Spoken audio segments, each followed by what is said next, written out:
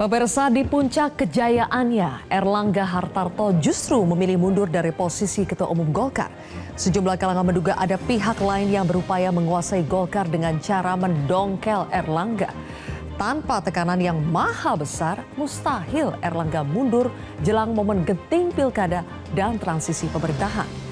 Namun nasi telah menjadi bubur, Golkar telah menunjuk Agus Gumiwang Kartasasmita sebagai PLT Ketua Umum Golkar. Menariknya, AGK langsung menyatakan diri tidak akan maju dalam pemilihan Ketua Umum Golkar. Padahal Munaslup Golkar baru akan digelar 20 Agustus mendatang. Siapa calon terkuat Ketua Umum Golkar? Benarkah sosok Ketua Umum Golkar berikutnya harus cocok dengan selera penguasa sekarang dan yang akan datang? Inilah kontroversi selengkapnya. Golkar untuk siapa? Bersama saya, Zilvia Iskandar.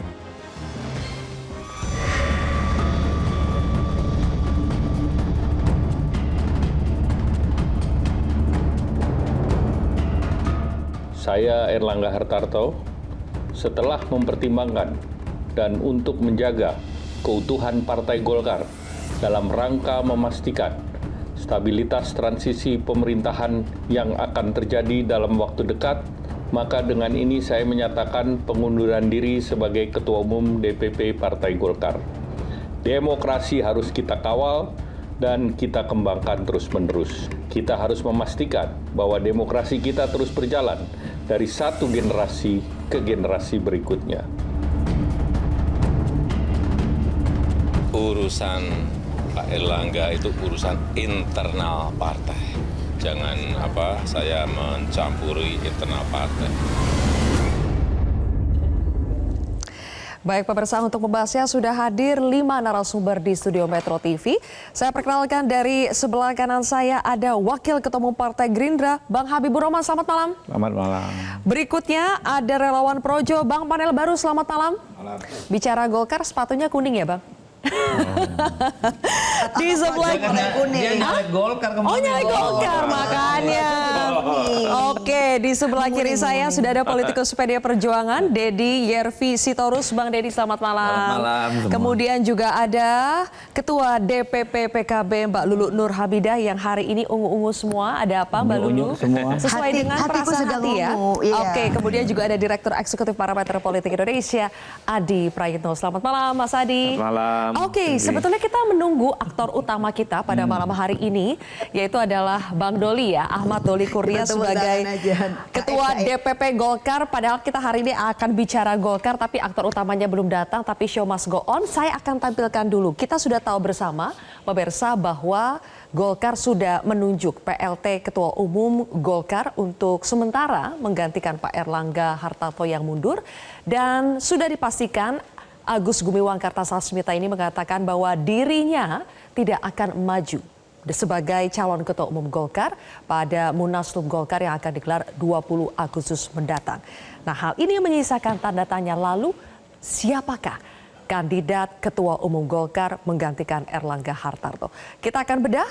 Di sini kami sudah mengumpulkan nama-nama yang beredar luas di kalangan wartawan mengganti Erlangga Hartarto. Setelah tadi Pak Agus Gumiwang Kartasasmita sebetulnya digadang-gadang sebagai kandidat terkuat penerus Erlangga di Golkar karena memang kepemimpinannya atau sepak terjangnya di Golkar sudah cukup panjang sehingga banyak yang menilai AGK ini pantas untuk menggantikan Erlangga. Tapi secara mengejutkan juga tidak lama setelah dirinya ditunjuk sebagai PLT Ketua Umum langsung menyatakan diri tidak akan maju sebagai calon Ketua Umum Golkar pada Munaslup. Berikutnya ada nama Ketua MPR kita, Subambang Susatyo, yang juga selalu masuk dalam bursa Ketua Umum Golkar. Tapi kita belum mendengarkan secara firm, secara tegas apakah Bambang Susatyo kali ini juga akan meramaikan kontestasi pemilihan Ketua Umum Golkar di Munaslup nanti. Berikutnya ada nama yang paling populer sebetulnya digadang-gadang sebagai pengganti Erlangga Hartarto, yaitu Menteri Investasi Bahlil Lahadalia. Selama ini Bahlil dikenal sebagai pembantu Presiden yang sangat dekat dengan Presiden Jokowi, dianggap cocok juga oleh sebagian kalangan untuk menggantikan posisi Erlangga Hartarto karena dekat dengan kekuasaan saat ini dan juga disebut dekat dengan kekuasaan yang akan mendatang, yaitu kepada Pak Prabowo dan juga Gibran Raka Buming Raka. Namun kita belum pasti juga apakah Bahlil Lahadalia ini akan maju, belum mendengar langsung dari mulut Bahlil, tapi dukungan-dukungan dari internal Partai Golkar sudah berdengung untuk memilih Bahlil ini sebagai Ketua Umum Golkar. Dan berikutnya ada nama lain yang juga santer disebut-sebut, yaitu putra Presiden Jokowi atau Wakil Presiden terpilih kita Gibran Rakabuming Raka, yang memang kalau secara ADART Golkar yang saat ini belum memenuhi syarat untuk maju sebagai calon ketua umum Golkar. Tapi kita tidak pernah tahu ya dinamika politik apa saja peraturan yang mungkin bisa saja berubah. Tapi kita akan lihat bagaimana nanti arah pohon beringin ini akan seperti apa. Tinggal sebentar lagi sebetulnya 20 Agustus jadi tidak terlalu lama. Kalau begitu Mas Adi, saya mulai dulu dari Anda. Sebetulnya Bahlil Lahadalia itu kan lebih dikenal sebagai pembantunya presiden ya. Tapi kenapa nama Bahlil yang paling nyaring terdengar sebagai calon terkuat pengganti Erlangga di posisi Ketua Umum Golkar? Ya, saya kira memang ini kan sesuai dengan bocoran yang sudah dikonsumsi oleh publik secara umum. Bahwa kalau ada pergantian Ketua Umum Golkar dari Pak Erlangga, maka skenarionya itu PLT-nya itu Pak AGK, dan itu terjadi. Tinggal nunggu setelah Pak AGK jadi PLT, ketumnya yang paling kuat adalah Pak Bahlil dan bisa jadi calon tunggal. Nah, nanti kita tunggu apa betul bahwa dalam Munas Golkar yang katanya akan dilaksanakan tanggal 20, Pak Bahlil lah yang kemudian akan dideklarasikan secara terbuka dan nyaris tanpa ada perlawanan apapun. Kenapa Bahlil? Wallahu a'lam bishawab, saya nggak tahu persis ya. Tapi yang jelas memang pengkondisian di internal Golkar ini saya kira luar biasa. Ini bukan Golkar yang sering kita dengar sejak dahulu kala. Biasanya pergantian Ketua Umum Golkar ini selalu melewati satu proses yang cukup luar biasa ya.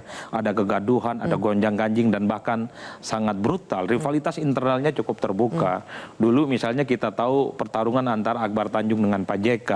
Setelah itu pertarungan antara Abu Rizal Bakri dengan yang lain seperti Pak Surya Paloh dan seterusnya. Hari ini suksesi pemilihan Ketua Umum Golkar ini senyap. Ini bukan Golkar ini. Ini rasa-rasanya partai yang baru lahir di mana semua instrumen politiknya tegak lurus pada satu kepentingan politik tertentu. Oleh karena itu saya di berbagai kesempatan saya selalu mengatakan pasti ada kekuatan besar yang cukup luar biasa yang melampaui Golkar, yang melampaui Erlangga Hartarto sehingga dinamika internal Golkar ini sunyi dan senang. Kenapa Pak Bahlil? Saya kira tanda-tanda alamnya sudah kelihatan Dilvia.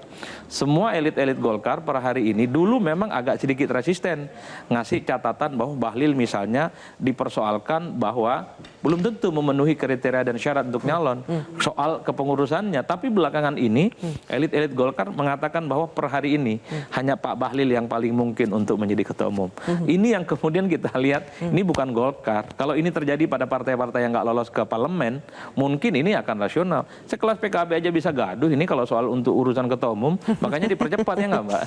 Takut terjadi seperti partai sebelumnya. Mas Adi sempat bilang ada pengkondisian.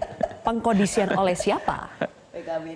Ya bisa panggilnya di internal partai ataupun di luar eksternal partai. Karena nama-nama yang beredar soal kemungkinan yang masuk struktur komposisi di Golkar itu ada internal, ada eksternal. Yang ditampilkan oleh Zilvia kan ada pihak eksternal ini.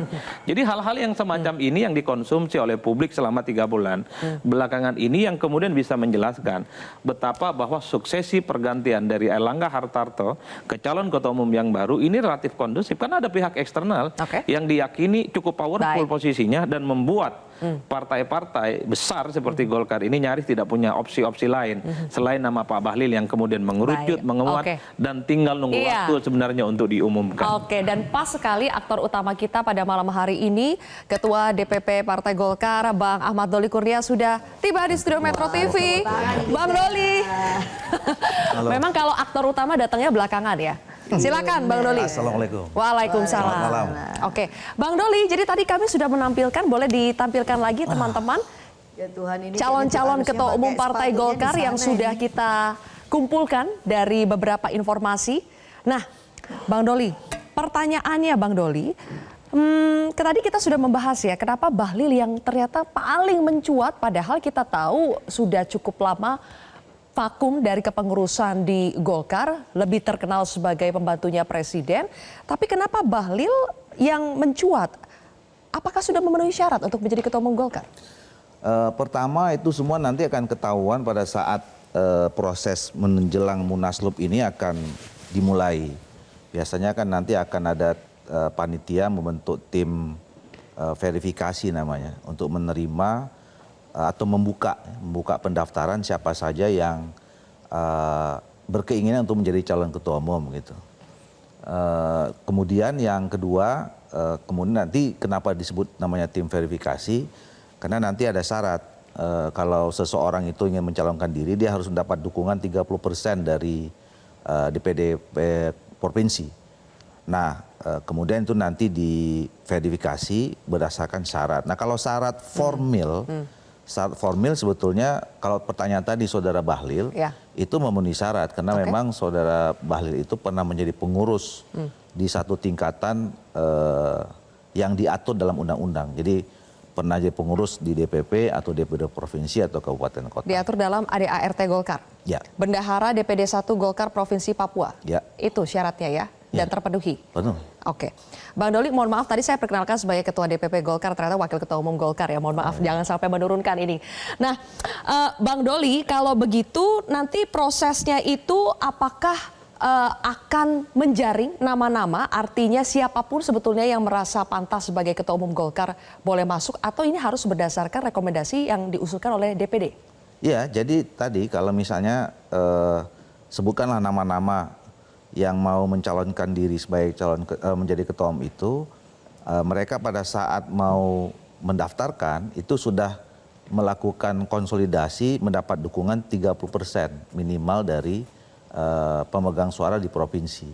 Nanti itu dibawa ke tim verifikasi itu, kemudian nanti tim verifikasi memverifikasi baik tadi syarat formil maupun syarat material termasuk dukungan itu. Nah, kalau itu nanti bisa dapat dukungan, itu dibawa ke forum Munas, baru disajikan. Ini loh calon A, calon B, calon C, kemudian dipilih sama peserta Munas. Oke, harus dibilang bahwa mundurnya Erlangga Hartarto ini banyak yang mengatakan mundur justru di puncak kejayaannya setelah bisa mengantarkan Golkar di peringkat kedua untuk kursi DPR RI ya. Makanya ada yang mencium ada gelagat cawe-cawe seperti salah satu narasumber kita di sini. Mbak Lulu, coba ditampilkan bagaimana pernyataan Lulu di media sudah mengatakan bahwa sepertinya ini ada gelagat cawe-cawe pihak eksternal yang memaksa Erlangga mundur. Kenapa Mbak Lulu bilang seperti itu? Saya berharap bukan, jadi begini. Kita ini percaya ya bahwa Golkar ini partai yang sangat-sangat senior dan sangat kuat, sangat mapan. Dia menjadi prototipe lah sebuah partai yang sangat modern dan juga memiliki sebuah tradisi yang itu luar biasa. Itu satu hal, dan saya sejak kecil juga udah mengenal Golkar. Bahkan sebelum ada PKB, kita ketika punya hanya 3 partai politik, pilihan kita ya kalau nggak Golkar, kemudian PDIP, P3, dan kadang-kadang itu selang-seling karena mesin pertama. Nah, ketika kemudian Pak Erlangga membuat keputusan yang sangat mengejutkan, maka pasti normal kalau kemudian bertanya ada apa gitu. Yang pertama menjadi pikiran kita, apakah ada kekuatan eksternal yang bisa memaksa seorang Pak Erlangga yang sangat kuat dengan prestasinya membawa kursi Golkar sedemikian fantastis, lalu juga punya catatan baik karena memenangkan Pak Prabowo ya kan? Dan Golkar sendiri juga akan melakukan Munas, kemudian menyatakan sendiri mengundurkan diri kalau kemudian tidak ada unsur-unsur kekuatan eksternal. Tetapi saya juga mengatakan ini bukan ruang kami untuk kemudian terlalu kepo dan mempertanyakan ada apa. Hanya saja saya mengatakan mudah-mudahan bukan karena ada cawe-cawe dari pihak lain. Karena kalau ini yang terjadi, maka sesungguhnya kita akan mengalami regresi demokrasi yang sangat besar. Kita tidak tahu soal siapa eksternal itu. Tetapi orang bisa merasakan walaupun sosoknya nggak kelihatan. Jadi kayak hantu gitu ya kan. Invisible hand. Ngomong-ngomong soal invisible hand, Bang Deddy ini sepertinya tahu siapa. Karena Bang Deddy sudah menyebutkan ada sosok yang mengkudeta Golkar. Ya, dan julukannya Pak Lurah. Kenapa sih lagi-lagi Pak Lurah ya terus yang disebut-sebut, Bang Deddy? Yang nyebut Pak Lurah siapa? Mau kita tampilkan TikToknya Bang Deddy. Hah? Saya kan bilang Lurah Konoha, nah bukan itu, Pak Lurah. iya kenapa Lurah Konoha yang dibawa-bawa? Jadi gini lah, saya nggak tertarik komentarin soal kejadian di Golkar ya, karena kan prosesnya udah lama ya. Kita akan mengikuti pada waktu Golkar dan PAN menyampaikan dukungan kepada Pak Prabowo pada waktu itu. Kan sebelumnya kita udah bersepakat bahwa Golkar akan mendukung Mas Ganjar. Bahkan sudah izin sama Presiden. Tapi kan kemudian penghubung Golkar waktu itu Pak Mekeng ya Lalu cerita, kita tanya kenapa tiba-tiba berubah. Aduh, gak usah kita cerita di sini lah. Pokoknya istilahnya. Kok nanggung, ini Bang? urusannya udah harian ini, jam-jaman gua. Jadi mengerti lah ya, kita mengerti lah pada waktu itu kan. Jadi nggak dipermasalahkan. Lalu ketika kejadian kemarin ya kita nggak terlalu heran. Karena ini kan kalau saya gambarkan sebagai sebuah proses yang sudah cukup lama. Kita nggak usah pura-pura nggak tahu lah. Kan kalau kita buka media aja banyak. Pasti kalau kita klik Pak Erlangga pasti ada urusannya dengan kejaksaan, dengan ini, dengan itu kan pasti muncul. Tapi kan Pak Erlangga sangat loyal loh sama Pak Lurah tadi, ya Saya kan bukan lurah, masa nanyanya ke saya. Jadi ada proses, kalau saya sih mengatakan ini kenapa tidak mengejutkan bagi masyarakat, tidak mengejutkan juga bagi Golkar? Karena pertama memang Golkar kan sudah punya apa namanya antibodi yang kuat ya. Imun, Ketika ada virus masuk dengan cepat bisa menyembuhkan diri. Itu yang kita lihat. Tapi persoalan yang paling besar menurut saya ini kan ada pada bangsa kita. Sadar atau tidak sadar, kita tengah dicengkram oleh virus apa namanya otoritarianisme, populis yang masuk melalui penguasaan kelembagaan-kelembagaan dan mekanisme-mekanisme demokrasi. Ini metode bukan metode baru, digunakan oleh Putin, digunakan oleh Chavez, digunakan oleh banyak kepala negara yang dulunya populis dan menjelma menjadi otoritarian. Itu sedang terjadi. Nah, dalam kenapa dia bisa menguasai kelembagaan dan ini melalui mekanisme demokrasi karena apa ya? Yang paling utama banyak yang bisa dipertukarkan. Ketika Anda seorang penguasa sudah menguasai kelembagaan, apakah itu aparat penegak hukum, penyelenggara pemilu, apa namanya eksekutif, legislatif, maka tidak ada yang tidak bisa Anda lakukan. Masalah Golkar ini lebih kepada peran penguasa yang sekarang atau penguasa yang akan datang? Nanti ada urusannya itu. Nanti ada urusannya Nanti maksudnya? ada urusannya ya karena Dengan penguasa ini baru. adalah power battle. Ya, power struggle ya antara yang sekarang dengan yang akan datang dalam pandangan saya. Ada power battle, ada power Iya struggle dong. antara penguasa yang sekarang dengan penguasa yang akan datang. Bang Habib dan juga Bang Panel, nanti saya minta tanggapannya. Kita jeda dulu, pemirsa. Kontroversi kembali sesaat lagi.